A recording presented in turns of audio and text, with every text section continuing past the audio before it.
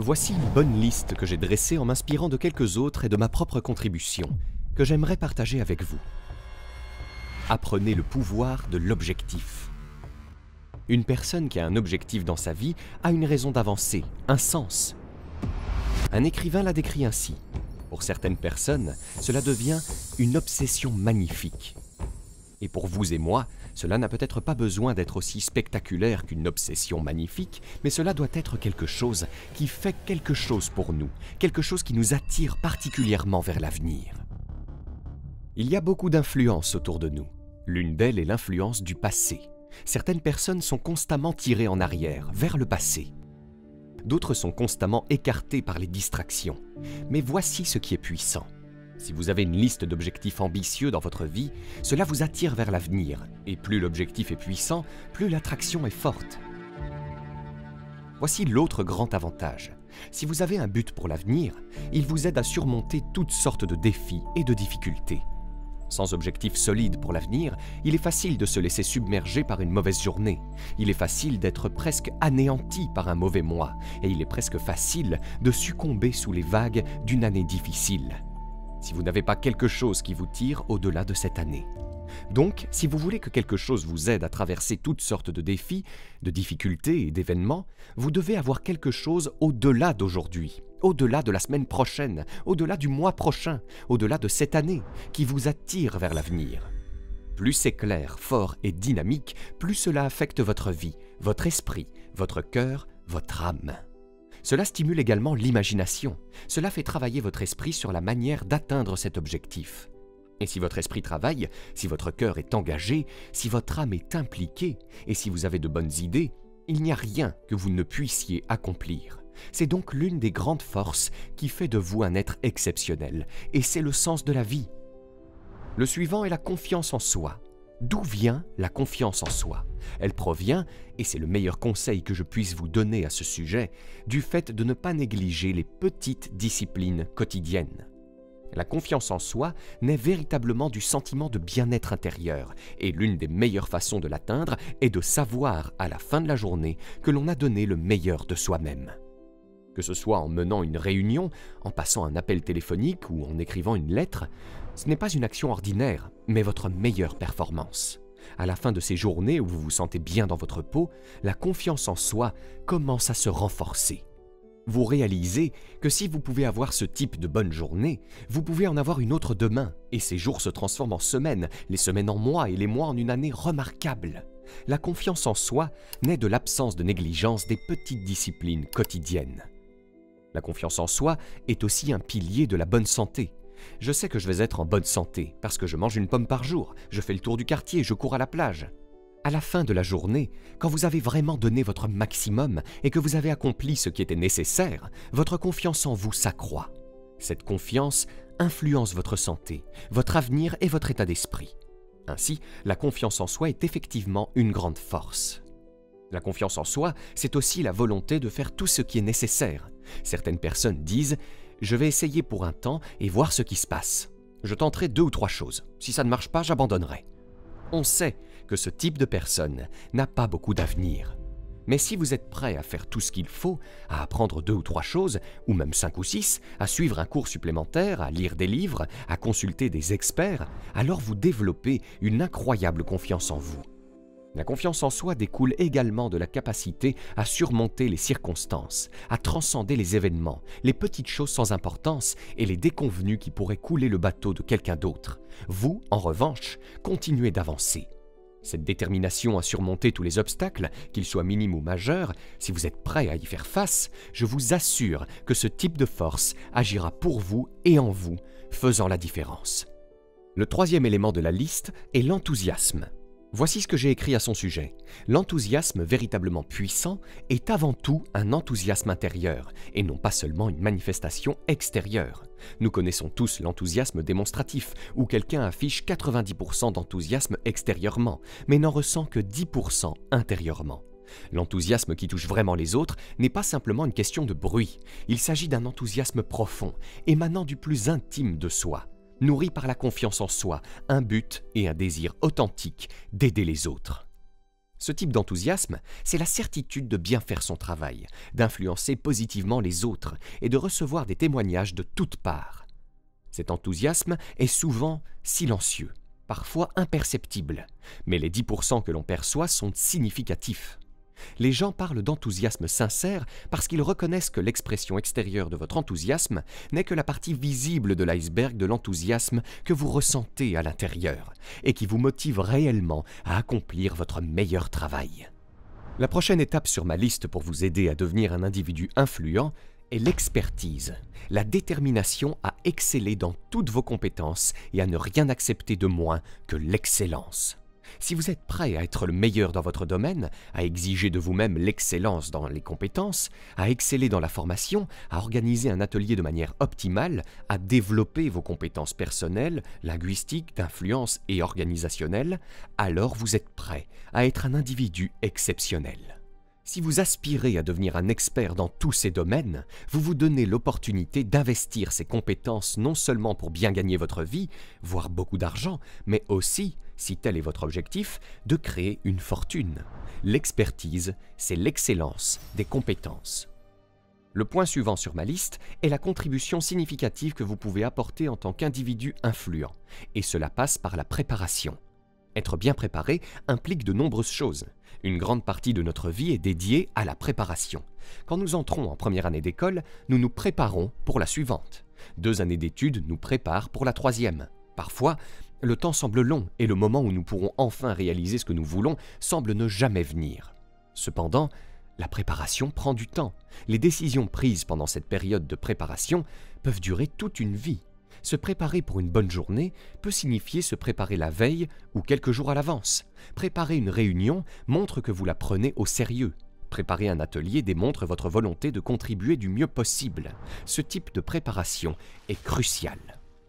Mais il y a une préparation qui est absolument essentielle, celle pour le succès. Il semble que la vie ne souhaite pas gaspiller le succès sur ceux qui ne sont pas prêts. Elle se demande « Pourquoi gaspiller une fortune sur cette personne ?» Elle n'est pas prête à en faire bon usage. Si une fortune était accordée à une personne non préparée, elle serait probablement gaspillée. Les personnes qui auraient pu en bénéficier ne le feront pas. Ce qui aurait pu être accompli ne le sera pas, car cette fortune aurait été gaspillée par une personne non préparée. Alors, ne vous contentez pas de rechercher la fortune ou la réussite, mais interrogez-vous plutôt sur votre préparation. Souvenez-vous, la vie n'est pas conçue pour nous donner ce que nous voulons ou avons besoin, mais pour nous donner ce que nous méritons. Chaque valeur dans la vie doit être méritée, et ceux qui payent le prix en bénéficient. Il est dit « ceux qui donnent reçoivent ».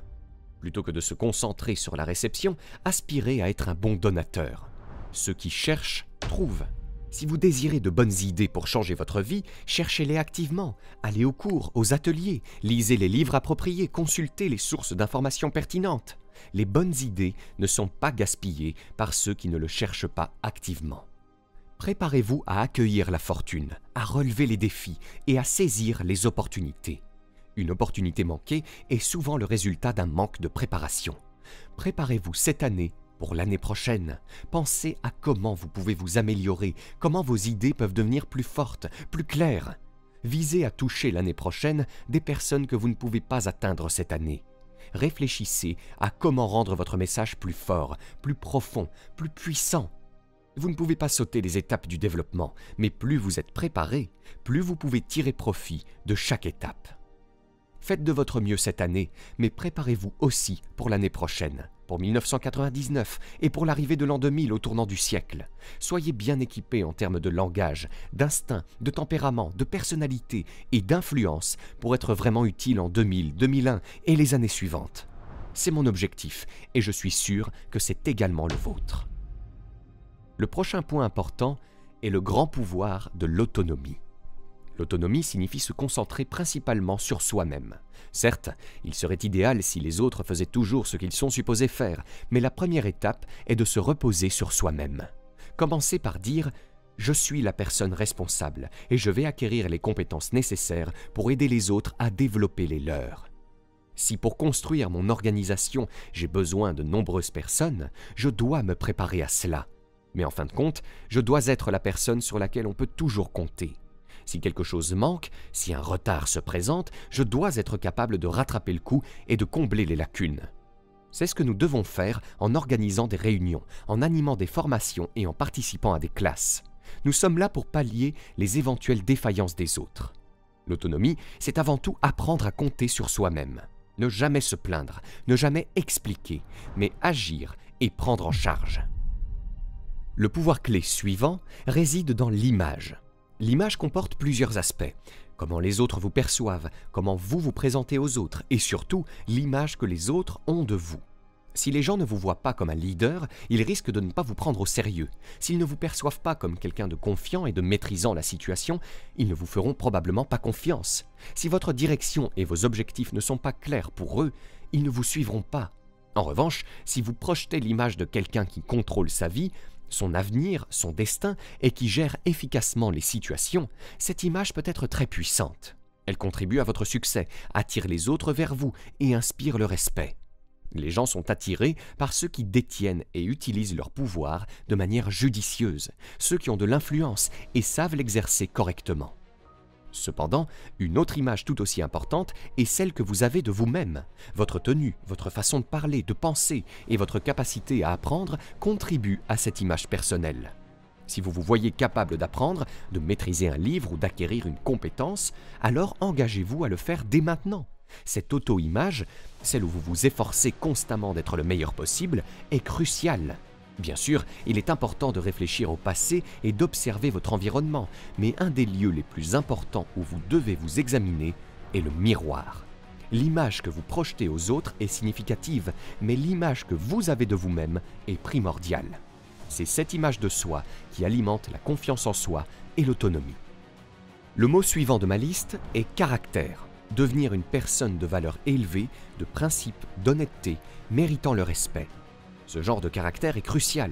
Prenons l'exemple de Marc et son système de marketing. Pour avoir un système intègre, il est essentiel que les gens sachent que si une promesse est faite, elle sera tenue, et si quelque chose tourne mal, il y a un moyen de le réparer. Sans principe, caractère et intégrité pour développer un plan viable pour un large public, le système ne tiendra pas. Nous avons tous vu de nombreux systèmes commencer puis échouer, car ils manquaient d'intégrité, de caractère et n'étaient pas axés sur les bonnes actions. Ils étaient peut-être conçus pour le profit rapide, sans considération éthique ou morale. Marc a vécu des situations où d'autres ont profité de lui à cause de leur manque de principe et de caractère.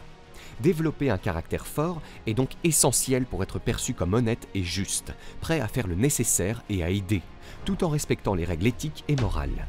Un caractère solide est fondamental pour établir la confiance et le respect dans toute entreprise ou relation, et pour maintenir une influence positive et durable. Dans le contexte d'une opportunité, notamment dans le réseau de marketing à plusieurs niveaux, le potentiel de succès est immense. Cependant, cette possibilité de prospérité peut parfois pousser les gens à vouloir accélérer le processus en prenant des raccourcis et en négligeant de faire ce qui est juste.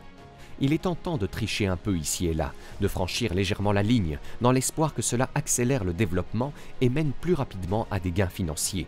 Mais cela n'est pas nécessaire. Agir avec intégrité et faire les choses correctement vous permettra de construire une fortune de manière plus durable et solide que si vous cherchiez à couper les coins ronds. L'intégrité que Marc avait lorsqu'il a commencé, si elle est maintenue, assurera la bonne conduite du système de commercialisation. Dans un tel système, l'intégrité est cruciale. Un client associé à un distributeur doit rester sous la responsabilité de ce distributeur. Cette intégrité dans le système, et entre nous, est nécessaire pour que nous puissions compter les uns sur les autres. Dans ce domaine, personne ne peut réussir seul. Marc dépend de moi, je dépends de Marc, nous dépendons de l'équipe du président, et ainsi de suite, jusqu'au distributeur.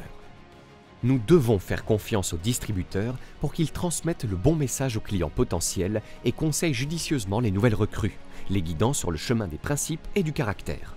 Développer et construire son propre caractère est donc essentiel dans ce processus. Cela crée une base solide sur laquelle repose le succès de chacun dans le système, assurant la pérennité et l'intégrité de l'ensemble. Voici un autre point essentiel, l'autodiscipline. C'est un défi pour nous tous, car il est parfois tentant, surtout après un travail acharné, de se relâcher et de laisser certaines choses de côté.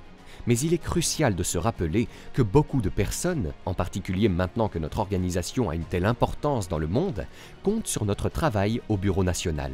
Elles doivent être prudentes et disciplinées. Il peut être facile pour la personne responsable de l'expédition des produits de reporter à demain, puis de rentrer chez elle sans souci. Cependant, le distributeur qui attend ce produit peut passer une nuit blanche à cause de ce retard. La discipline consiste à s'engager à faire de son mieux. Nous ferons des erreurs, c'est humain, mais l'important est de s'efforcer de les corriger et d'exceller dans notre travail. Cette autodiscipline est cruciale pour reconnaître l'importance de son rôle dans l'ensemble du processus. En travaillant chez HBN, par exemple, de nombreuses personnes jouent un rôle crucial. Chaque rôle est nécessaire pour réaliser l'émission, la rendre viable, réelle et puissante. Si une seule personne manque à son devoir, cela pourrait être désastreux, mais si chacun remplit sa part, tout fonctionne parfaitement. Chaque individu doit développer l'autodiscipline nécessaire pour accomplir sa tâche. Enfin, j'ajoute le pouvoir de réaliser des performances extraordinaires et d'exiger de soi-même d'excellents résultats. Cela est fondamental. Pour vivre une vie extraordinaire, vous devez accomplir des actions extraordinaires. Pour un revenu exceptionnel, il faut faire des efforts exceptionnels. Pour accumuler une fortune extraordinaire, il faut entreprendre des tâches extraordinaires. C'est la clé pour atteindre cette richesse. À présent, vous pouvez découvrir gratuitement 5 idées de chaîne YouTube pour générer 1 000 € par mois sans montrer votre visage, en cliquant sur le premier lien dans la description de cette vidéo. Et si vous avez aimé cette vidéo, cliquez sur le bouton j'aime et abonnez-vous à la chaîne maintenant pour ne rien rater.